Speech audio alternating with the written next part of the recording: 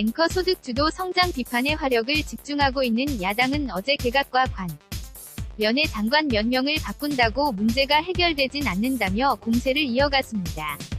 사람을 바꾸기에 앞서 정책 실패를 인정하라며 경제정책 전환을 거듭 촉구했습니다. 강희경 기자가 보도합니다. 기자 자유한국당이 정기국회를 앞두고 문재인 정부의 소득 주도 성장 정책 폐기를 촉구하는 긴급 간담회를 열었습니다. 김성태 원내대표는 문재인 정부 2기 내각과 관련해 협치 내각은 고사하고 친문 내각이 됐다며 경제가 최악으로 치닫고 있는 상황에서 장관 몇 명 바꾸는 게 능사는 아니라고 비판했습니다. 정책이 바뀌지 않으면 결과는 뻔하다며 청와대 경제팀을 먼저 교체해야 한다고 거듭 강조했습니다.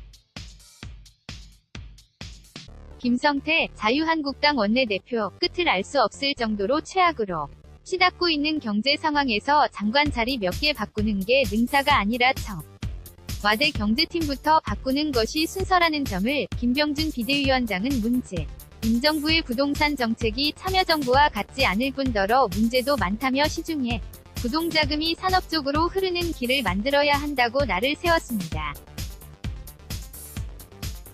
한국당은 이번 정기국회에서도 국정감사와 예산안 심사 등을 통해 정부의 경제 정책을 비판하는 데 화력을 집중할 예정입니다. 더 나아가 소득 주도 성장을 대체할 새로운 성장 모델을 발표하는 등 정부 여당에 대한 압박을 한층 강화하겠다는 계획입니다. 바른미래당도 인물 교체로는 문제를 해결할 수 없다며 무엇보다 정책 실패를 인정하고 새롭게 시작해야 한다고 촉구했습니다.